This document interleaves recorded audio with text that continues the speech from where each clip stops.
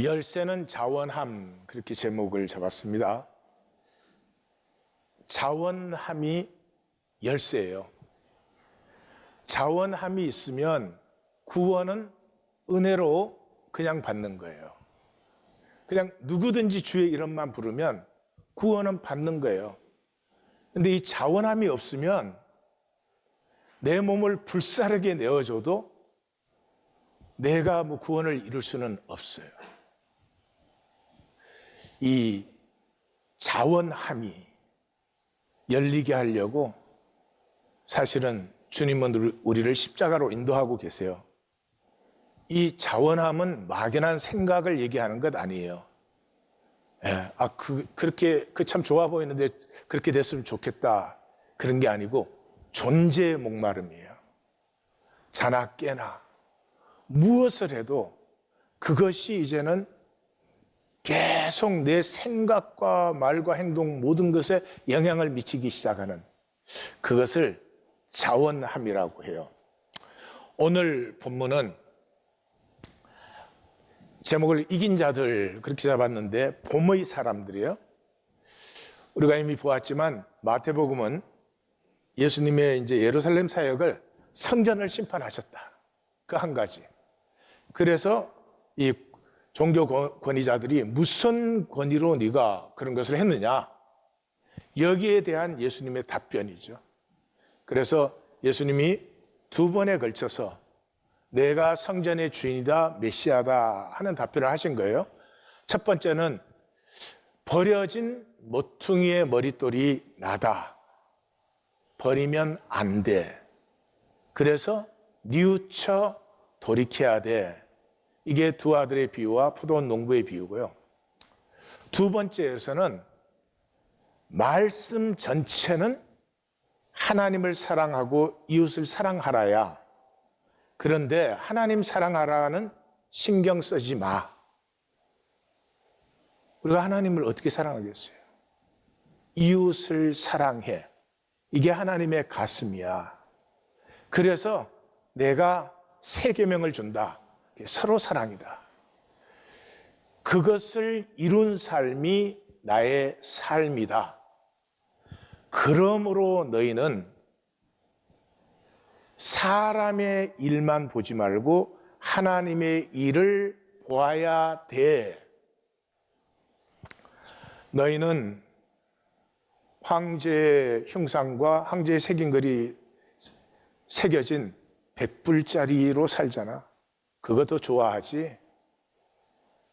너희는 이 혈과 육의 세계는 아는데 부활의 세계, 본질의 세계는 전혀 모르지 않느냐. 그러므로 메시아가 다윗의 자손인 것은 분명해. 다윗의 자손이라는 혈통을 통해서 왔으니까. 그러나 그 계시만 보는 것이 아니라 그 계시 안에 담겨진 하나님의 마음, 하나님의 실체를 보아야 돼 하는 것이 오늘 본문이죠. 이 중심에 혼인잔치의 비유가 있어요. 이 신비한 연합의 종말적 혼인잔치에는 손님은 없어요. 거기에 들어온 사람 다 신부로 들어온 거예요. 그러므로 딱 한 가지가 있으면 돼요. 사랑이에요. 혼인잔치니까 다 가졌는데 사랑이 없어. 그러면 아무것도 아니죠. 그래서 오늘 보면은 산헤드린의 질문에 답변과 더불어서 복음의 총결론이 나타나는 부분이에요. 제일 중요한 것은 예수님의 주도성, 이니시에이션. 산헤드린, 바리새, 서기관, 사두개, 율법사의 질문에 이때까지 답변했잖아요. 그런데 이들은 완전히 미스하고 있는 게 하나 있어요. 왜? 말씀을 가지고 자기들의 기득권과 권리의 도구로 사용하기 때문에. 그러므로 말씀은 우리를 깨어지게 하는 거예요. 그거 한 가지밖에 없어요. 말씀에 깨어지면 안타까움이 열리고 자원함이 피어나고 하나님의 유업을 누리는데, 깨어지지 않는 종교, 그러므로 깨어지지 않는 종교는 결코 볼 수 없는 것이 있어요. 그것을 보게 하시려고 지금 예수님이 이 질문을 던지시는 거예요. 다시 말해서 이것이 열쇠다. 이건 반드시 보아야 된다.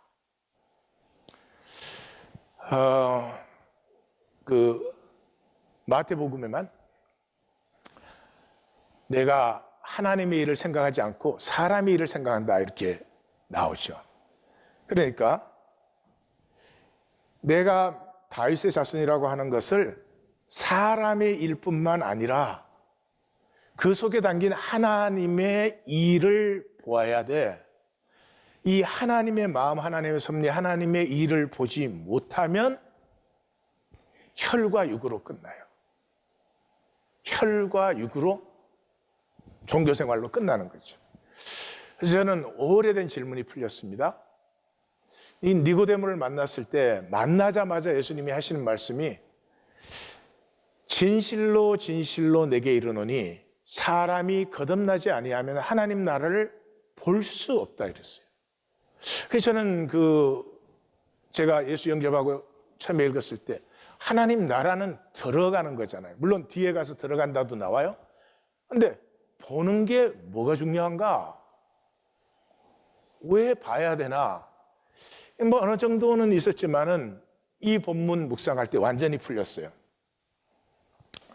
혈육의 세계밖에 보지 못하면, 이 하나님의 일을 보지 못하면 결국은 깨어지지 않는 종교로 있어요.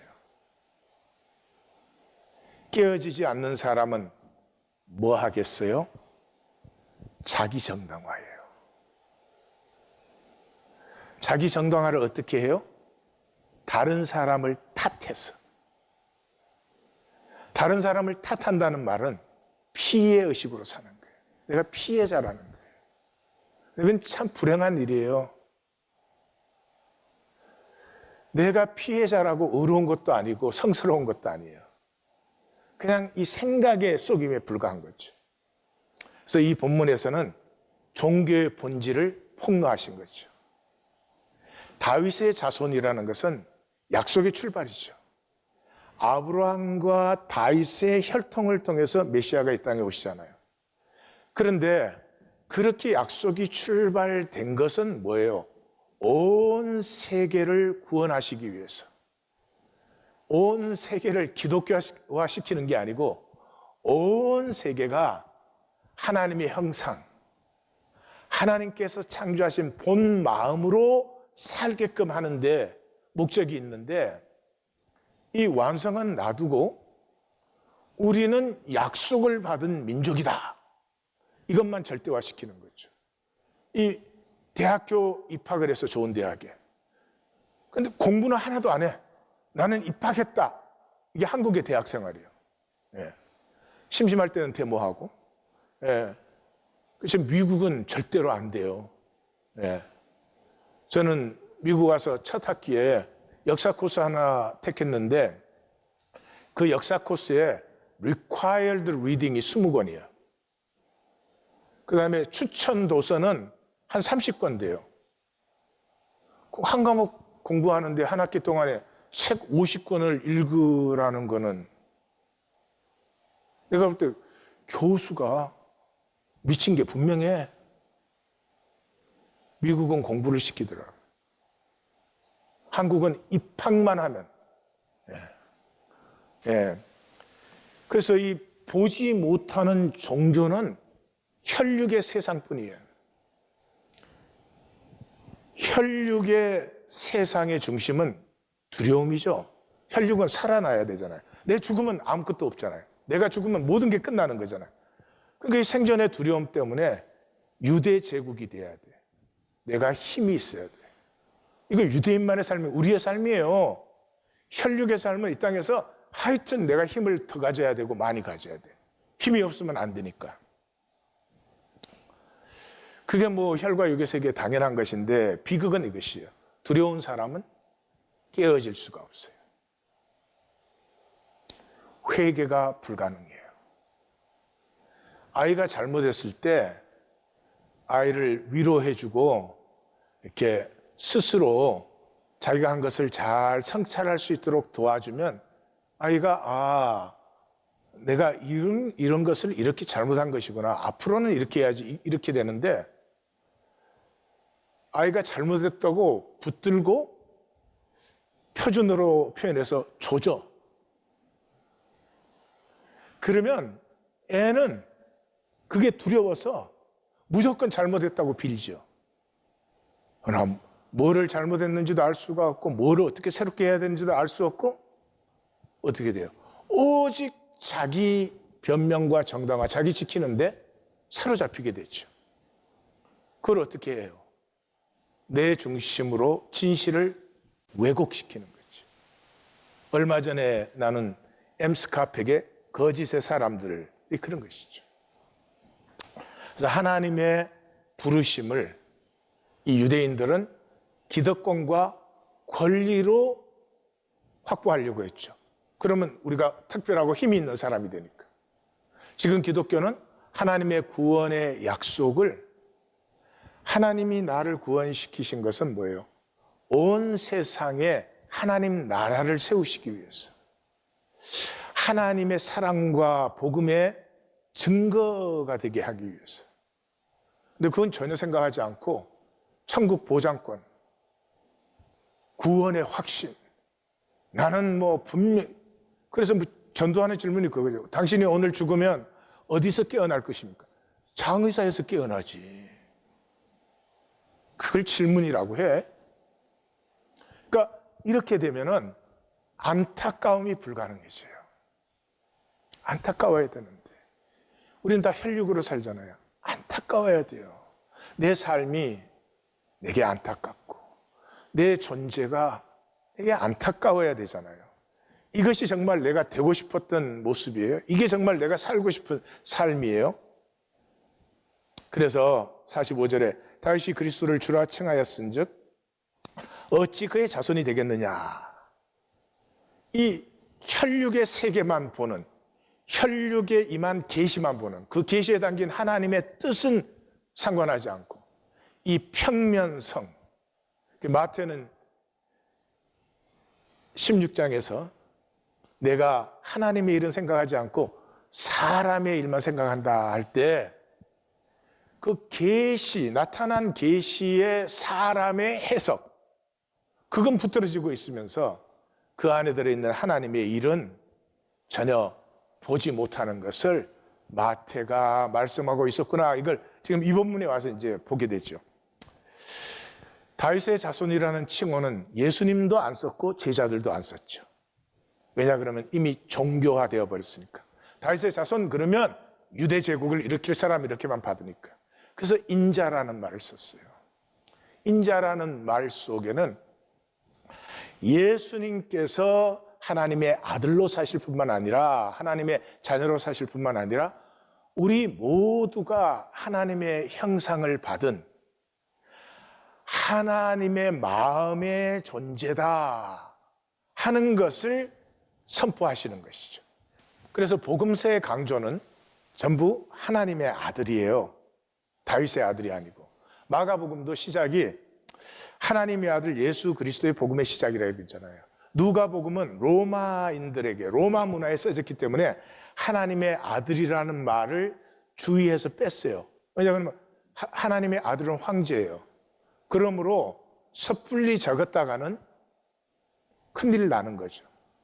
그래서 그리고 특별히 그거는 데오빌로 각하에게 보내는 편지니까 하나님의 아들이라는 말 직접적으로 쓰지 않지만 누가복음은 대신에 12살에 예수님께서 성전에 가셨을 때 내가 내 아버지의 집에 있어야 될 것을 모르셨습니까?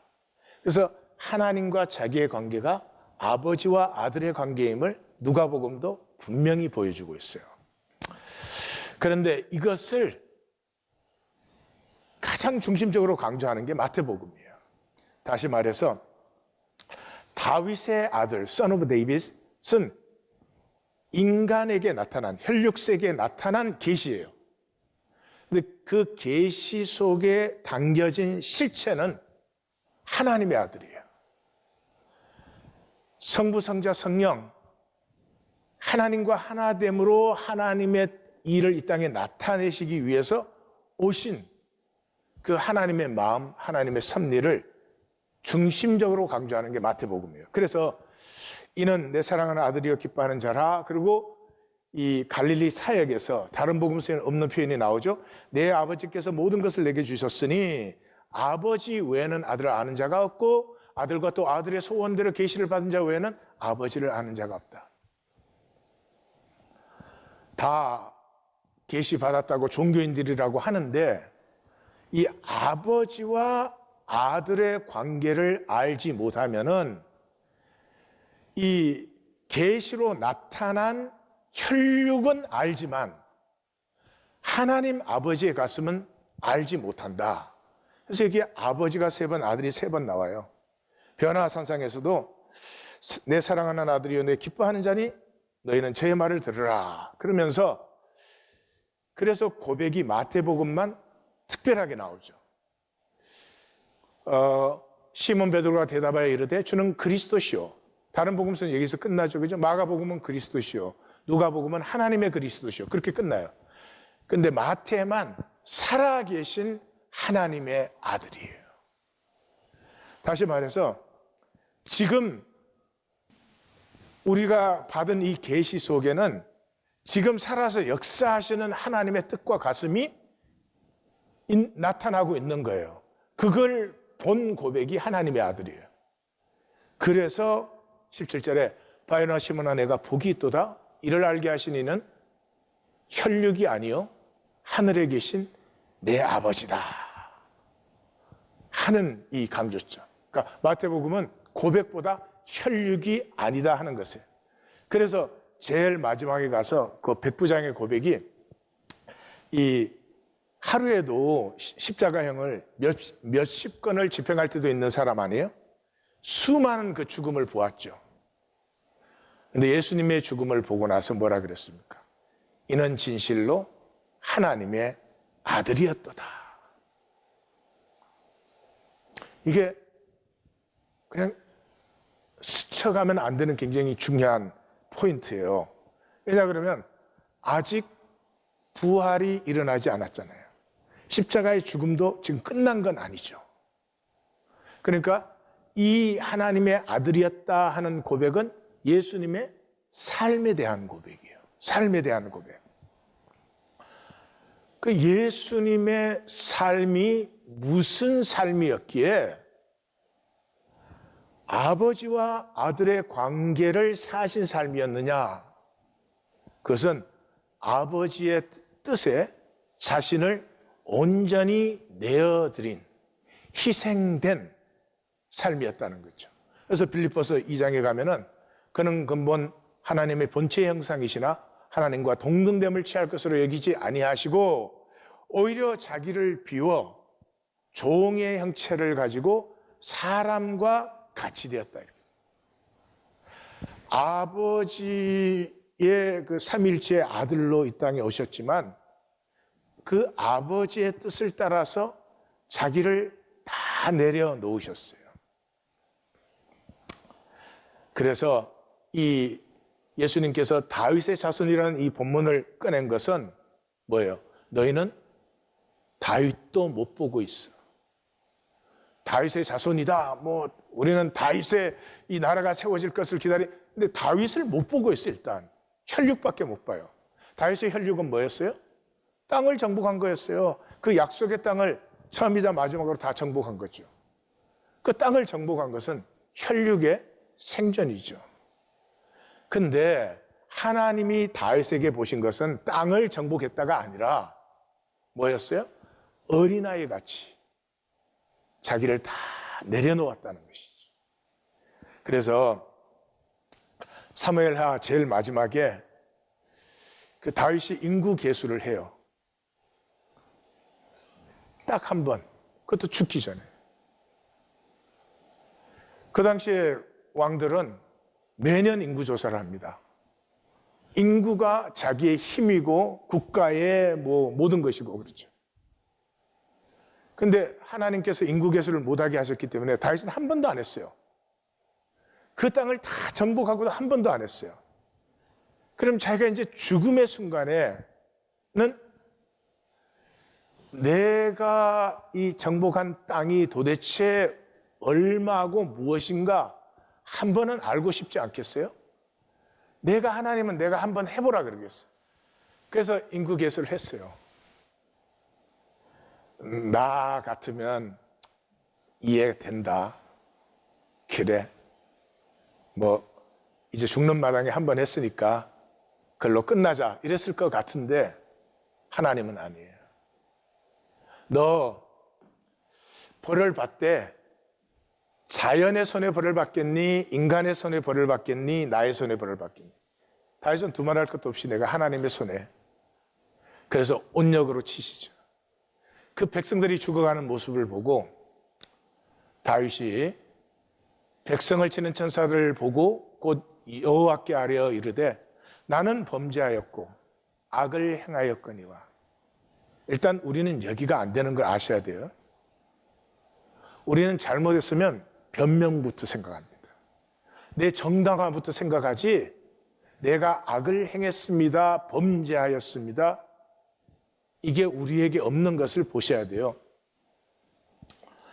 이 약무리는 무엇을 행하였나이까? 청하건대 주의 손으로 나와 내 아버지의 집을 치소서. 어쨌든 다윗이 정복한 땅 아니에요? 쉽게 정복한 땅이에요? 얼마나 고생 많이 하고 얼마나 죽을 위기를 몇 번이나 넘겨서 한 땅 아니에요? 이것이 내 나라다 할 수 있는 권리가 다윗에게 있지 않아요? 근데 그 권리를 주장함이 눈꼽만큼도 없어요. 하나님 앞에 다 내려놓죠. 여기에서 그리스도의 수동적 능동성, 탕자의 아버지가 자식이 집을 나가요. 그 결과가 뻔한 걸 알죠. 그런데 아무것도 못하고 그걸 그대로 받아요. 이 받음에서 가장 온전한 돌이킴이 이루어진 거죠. 그래서 권리를 내려놓을 때, 혈육의 권리를 내려놓을 때 우리는 유업을 가장 온전하게 받습니다. 상식적인 얘기잖아요.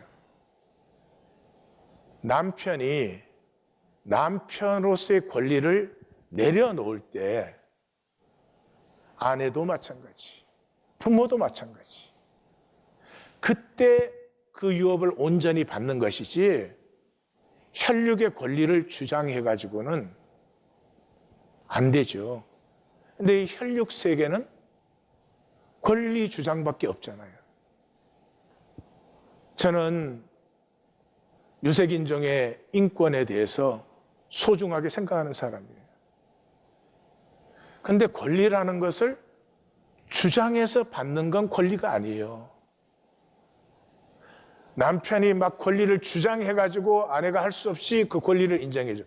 그거는 불행이죠.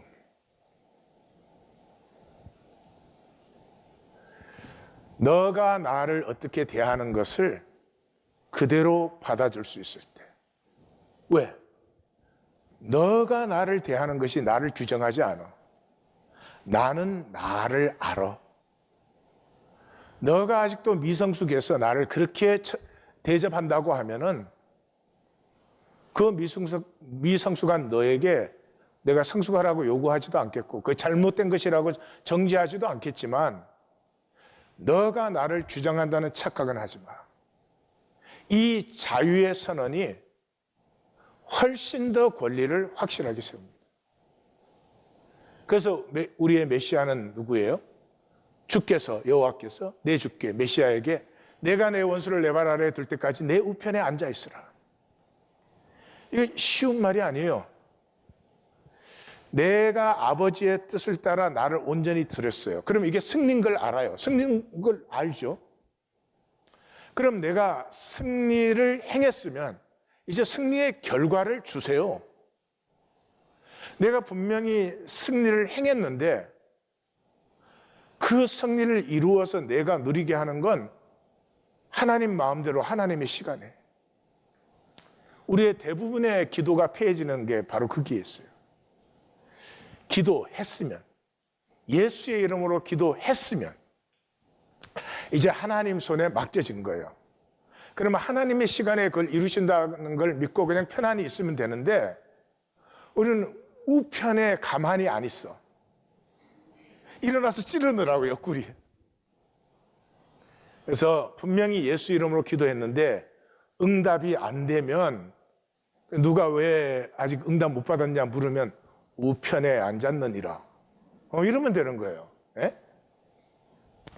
이 구약을 제일 잘 해석한 책이 히브리서 아니에요? 그래서 히브리서가 그리스도를 이렇게 말해요. 오직 그리스도는 죄를 위하여 한 영원한 제사를 드리고, 희생이요. 자기를 희생으로 드리고 하나님 우편에 앉으사 그 후에 자기 원수들을 자기 발등상이 되게 하실 때까지 기다리시나니. 그래서 그리스도인은 신원의 사람들이에요. 신원의 사람들이에요. 그리스도인이면 종교인이 아니고 이 혈육세계의 허상과 아픔을 이미 보았어요. 그 혈육의 허상과 아픔을 보면 결사적으로 지키려고 하던 것들이 떠내려가요. 지난주에 그 박완서 씨의 작품처럼 다 떠내려가요. 그게 배설물인데 그걸 지키려고 몸부림을 쳤던 거예요. 이게 떠내려가면 본 마음이 회복돼요. 하나님 형상의 마음, 예수 그리스도의 마음이 회복돼요. 그래서 긍휼이 흘러날 수밖에 없어요. 그래서 계시록은 하나님의 성도들을 이렇게 규정하죠. 하나님의 말씀과 그들이 가진 증거, 증거니까 말씀을 살았으니까 증거가 되죠. 말씀과 삶, 말씀을 살면, 말씀과 증거로 된 삶은 뭐냐? 죽임을 당해요. 이거 순교하라는 얘기 아니에요. 희생이 된다는 거예요. 희생. 그럼 막 종교에는 펄쩍 뛰겠죠. 왜 하나님 믿어서 뜻대로했으면 복 받아야 되는데 왜 희생이 돼? 희생이 최고의 복이에요. 희생할 때 기쁨이 있어요. 희생할 것이 없는 삶은 비참한 삶이에요. 그것이 자식이 됐든 뭐가 됐든 내가 희생할 수 있는 것이 있어야지 살맛이 나지. 희생할 것이 아무것도 없다. 어떻게 살아요, 사람이? 하나님의 형상, 십자가로 이 땅에 오신 하나님의 마음, 우리의 본 마음이 크게 열려요. 그리고 그 하나님께 우리의 피를 갚아주지 아니하시기를 어느 때까지 하시겠습니까? 이 복수해달라는 말 아니에요. 이 땅의 허상과 아픔을 알기 때문에 하나님 어느 때까지 이 치유와 회복이 없이 이렇게 아픔이 계속돼야 됩니까? 이게 본 마음이에요. 우리의 본 마음이에요. 이 본 마음이 열리지 않으면 굉장히 어리석어져요. 남들은 죽어도 괜찮으니까 나만 일단 잘 되면 좋겠다. 이게 그냥 당연해져 버려요. 그 마음에서는 복이 오지 않아요. 복이 열릴 수가 없어요. 우주가 그렇게 만들어지지 않았거든요. 본 마음이 열리면 복은 저절로 열려요. 아프지 않았으면 좋겠다. 아픈 사람을 보면. 힘든 사람을 보면 저렇게까지 힘들지 않았으면 좋겠다. 세상 구석구석의 고통을 보면은 왜 하나님은 이 고통을 이렇게 버려두실까? 이게 본 마음이에요. 김현수 씨의 리기다 소나무 숲에 갔다가 하는 작품인데, 리기다 소나무는 수입종이에요. 근데 소나무가 잡목처럼 생겼어요. 이게 제목으로 전혀 못 써요. 그 땔감이나 할 수 있는 그런 소나무인데, 이게 이제 병충해에 강하고 척박한 땅에서도 잘 자라서 그 옛날 막 이렇게 시켜갖고 하던 시절이 있었어요, 한국이. 그때 조림 사업에 이걸 많이 썼어요. 그냥 심어놓고 버려놔도 잘 자라니까. 그 리기다 숲에 갔다가 그런 제목이에요. 근데 이제 얘기는 간단히 설명하면 이렇습니다. 이제 조카가 군대 입대하게 됐는데 삼촌이 너 군대 들어가기 전에 남자다움을 이제 좀 체험하고 들어가야 되니까 날 따라서 사냥을 와 이랬습니다. 그런데 이제 이 삼촌은 치과 의사인데 돈을 아주 많이 버는 집가우세요. 근데 물망초 윤마담하고 바람이 났어. 아니 총각이니까 바람이 난 건 아니지. 하여튼 그랬는데 그 시골이니까 가문 전체가 일어났어. 아니 우리 가문의 최고 성공한 아들인데 물망초가 될 말이냐? 이래가지고 강제로 떼가지고 이 여자에게는 돈을 줘갖고 고향으로 돌아가게 만들었어요. 이 삼촌이 이제 끙끙끙 앓고 일어나가지고 이 여자를 윤마담을 찾아갔어. 되게 열심히 들으시네. 예, 찾아가서 니하고 나하고는 이 세상에서는 같이 살 수 없다. 그러니 같이 죽자. 이래가지고 그 여자를 데리고 여관방에를 갔어요. 거기서 죽으면 되죠. 왜 여관에 가나? 그래서 여관에 가가지고 칼을 착 꺼냈는데 여자가 가방을 열더니 약을 꺼내는 거예요. 그러더니 하는 말이 자기도 죽으려고 했다는 거예요. 근데 못 죽겠더라는 거예요. 못 죽겠다는 거예요. 그래서 눈물을 철철철 흘리면서 살려달라고 그래요. 근데 그 삼촌이 그 눈과 마주쳤어요. 자기가 못 죽이겠더라. 같이 죽자 할 수가 없더라. 그래서 그 여자를 떠나와가지고 이제 사냥에 미쳐갖고 사냥을 하는 거예요. 근데 그 얘기를 하는 이유는 이제 삼촌이 뭐 날 보고 용기 그러는데 삼촌 뭐 용기 있어? 그 사랑한다고 그러더니 하루아침에 그 여자는 뭐 생각도 안 하고 사냥이나 댕기고 난 삼촌의 사랑이 진짜였는지 믿을 수가 없어. 그러니까 그 얘기를 해준 거예요. 그런데 멧돼지 사냥을 가는데 이 삼촌의 친한 친구인 도락구, 트럭 운전사예요. 그래서 별명이 도락구야. 이 신세대는 모르는 말이야, 도락구. 이 성령 받은 사람만 아는 이 도락구. 이 도락구가 그 일대에서는 최고의 포수예요. 그래서 그 셋이서 이제 몰입꾼하고 사냥을 갔는데 멧돼지를 잘 몰아갖고 삼촌이 땅 쏘면 잡게 돼 있는데 이거 어영부영 하다가 못 쏴가지고 오히려 멧돼지한테 부상을 당한 거예요. 그랬는데 동시에 그 옆에 도락구도 있었거든. 그래서 이 조카가 묻는 거예요. 아니 도락구 아저씨는 왜 총을 못 쐈느냐? 예, 그 오디오를 듣겠는데 여기에 이제 고시기가 나오는데 고시기는 사냥개 이름이고요. 총 쏘는 걸 불질이라고 그래요. 너를 죽여서 내가 영웅이 되는 것이 용기가 아니고 모든 것이 더불어 살고 있는데 그것을 살리는 것이 용기다. 간단한 것 같습니까? 우리는 아무것도 아닌 일에 남 탓해가지고 남 원망해가지고 나는 옳고 나는 어렵다라는 거짓을 만들어요. 하나도 실제가 아니에요. 지금 나뉘고 있어요. 그리고 이 나눔이 영원한 나눔입니다. 혈과 육의 삶은 뭐예요? 가인이 나를 만나는 자마다 죽이겠나이다. 이 피해 의식이에요. 절대로 자기를 나누거나 희생할 수 없는 사람이죠. 혈과 육의 중심은 두려움이니까. 두려움은 나를 지켜야 되잖아. 이 혈과 육의 삶에는 내가 죽으면 끝나는 거 아니에요. 내가 죽으면 아무것도 없는 거죠. 그런데 사실은 그거는 새빨간 거짓말이죠. 무한 차원에서는 모든 것이 영원해요. 에너지의 폼이 달라지는 것이지 에너지 불변의 법칙, 질량 불변의 법칙, 과학적으로도 그건 사실이에요. 그래서 내가 좀 불만족스러울 때 피해의식과 탓을 하면 자존심이 지켜진 걸로 생각해요. 그런데 속지 마세요. 아니에요. 더 비참해진 거고 자존심의 억만배가 중요한 자존감이 파괴된 거예요.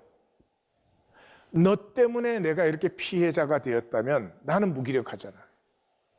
너가 나의 모든 것을 컨트롤하는 거 아니에요. 자존감은 박살이 나버리는 거죠. 이미 예루살렘 사역 중심에다가 예수님 뭘 세우셨어요? 이 돌 위에 떨어지는 자는 깨지겠고 이 돌이 사람 위에 떨어지면 그를 가루로 만들어 흩트리라. 깨어져야 되는 시간이에요. 깨어져야 되는 시간이에요. 우리를 깨어지게 하시려고 이 십자가의 말씀으로 인도하고 있어요. 근데 이 깨어짐이 두렵고 아파서 남의 탓하고 핑계하면 나는 조금 내 생각에서는 편안하게 지나갈 수 있잖아요. 지금은 이 에고의 속임수에 깨어 있어야 됩니다.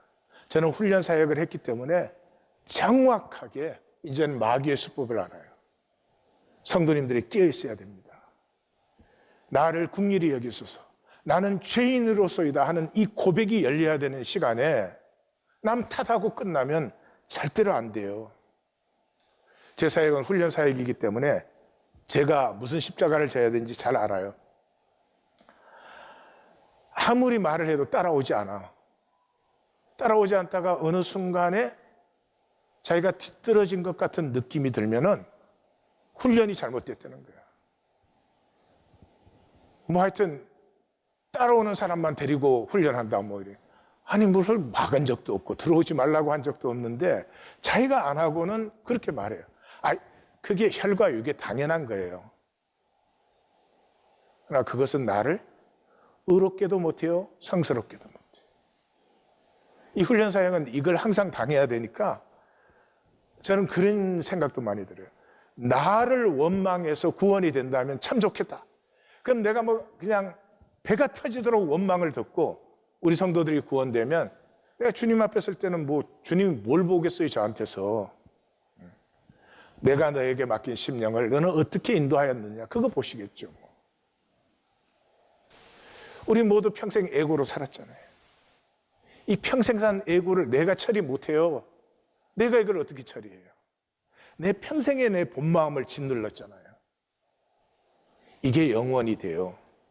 이건 정말 일어나서는 안 되는 일이에요. 지금 나뉘고 있어요. 죽어서 나뉘잖아요.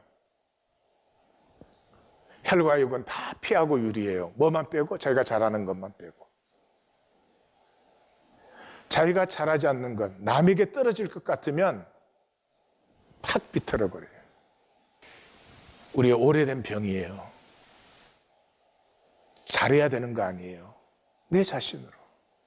내 자신으로. 더 이상 피해자도 되지 마시고 남에게 전가도 하지 마세요. 그냥 나됨 그대로. 죄인입니다. 이 본마음이 열리면 보여요. 모든 게 은혜예요. 어느 한 가지도 하나님께서 나를 복되게 하려고 하시는 것이지 저주하려고 하는 건 아무것도 없어요. 그렇기 때문에 속임이 들어오죠. 강력하게. 이 혈육의 논리는 항상 나는 배제해요. 그러니까 훈련으로 말하면 내가 훈련 안 했고 내가 훈련 진실되게 성실하게 안 한 거 그건 다 빼고 훈련이 마음에 안 든다. 도움이 전혀 안 되는 것이지.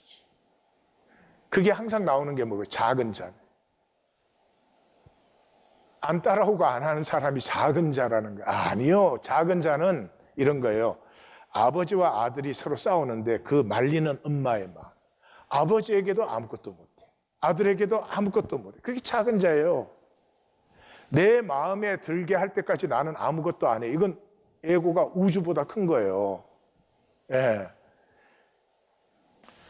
이 우리의 본 마음은 하나님의 형상의 마음은 무한 차원이잖아요. 무한 차원의 본 마음이 열리면 뭐예요? 서로 대접이 저절로 우리가 하는 거 아니에요. 서로 대접이 피어나는 거죠. 그때 권리의 주장이 죽어요. 내가 권리를 주장하고 있다는 것은 아직까지 혈육의 세계에 있어요. 권리를 주장하면 반작용도 강해져요.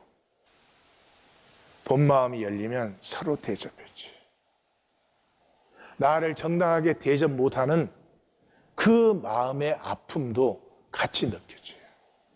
그때 나됨의 존엄성이 느껴져요. 너를 대접하는 나, 굉장히 내 자신이 떳떳해져요. 동시에 내가 너를 대접해 주기 때문에 너 또한 나를 귀하게 대접하잖아요. 그래서 나의 존엄성이 세워지는 것이지 절대로 피해의식과 탓으로 나의 존엄성이 세워지는 것 아니다. 대접은 희생이죠. 희생이 복이에요. 희생은 가치가 있을 때 희생이 돼요. 아무리 희생하려고 해도 가치가 없는 것에는 희생이 되지 않아요. 마치 우리 자녀들에게 우리가 희생하는 것 똑같은 거죠. 그래서 계시록에 그 하나님의 말씀과 증거로 말미암아 죽임을 당한 그 하나님 나라의 가치 때문에 말씀으로 하나님께 온전한 희생을 드리는 삶이 피어나는 거예요. 그래서 바울은 그러므로 형제들아 내가 하나님의 모든 자비하심으로 너희를 권하느니 모든 자비하심으로 그 말은 온전한 유업의 길이에요. 하나님의 모든 자비하심이 임하는 길이 이 길이에요. 그게 뭐예요? 너희 몸이 뭐예요? 삶을 사는 거예요. 삶을 하나님이 기뻐하시는 거룩한 산제물로, 산제물이 뭐예요? 희생으로 드리라. 이것이 영적 예배, 참된 예배다. 종교의식하는 게 아니라 우리의 삶 자체가 진정한 가치에 나를 희생 드리는 그 삶을 하나님께서 이 땅에 허락하신 것이 이 혈육의 종교 세계만 보아서는 안 된다는 거죠. 이 땅에 하나님의 통치가 이렇게 완성될 때요, 내가 희생의 사람이면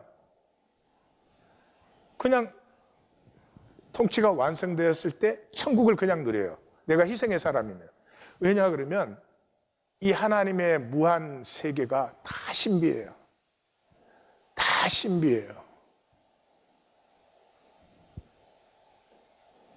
일개미는 평생 일만 해요. 근데 불평하는 일개미 보셨어요?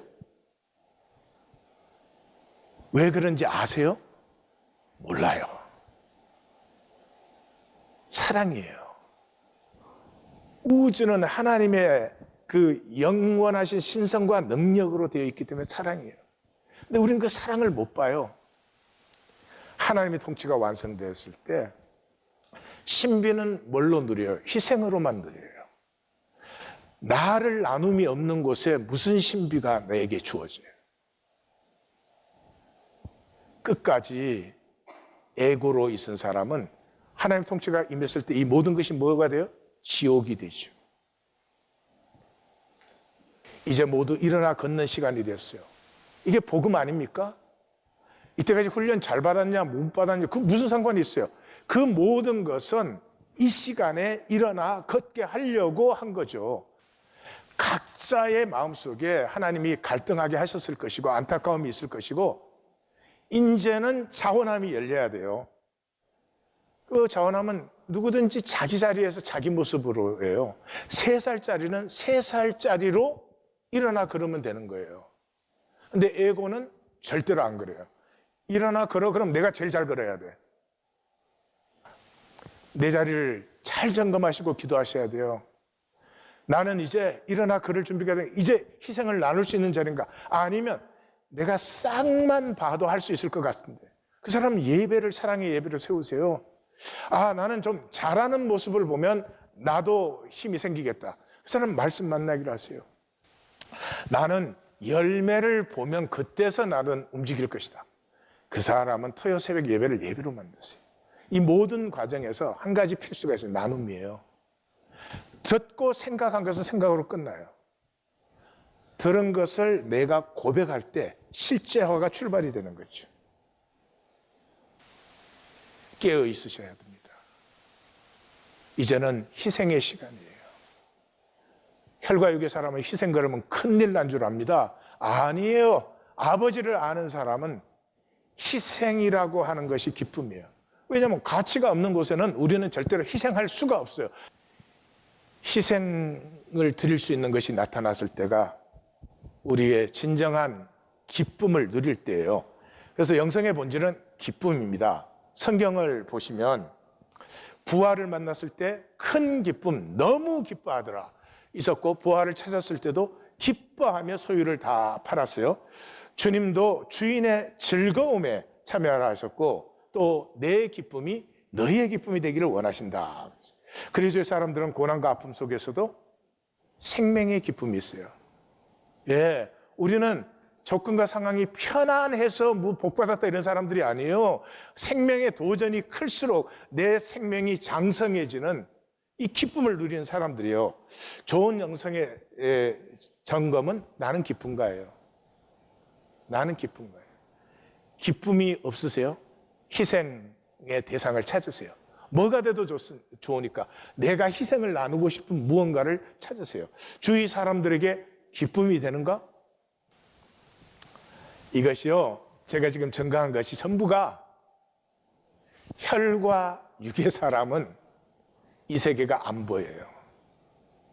성도님들고 뭘 해달라는 게 아니고 뭘 하라는 게 아니고요, 하나님의 일을 보셔야 돼요. 본 마음이 열려야 돼요.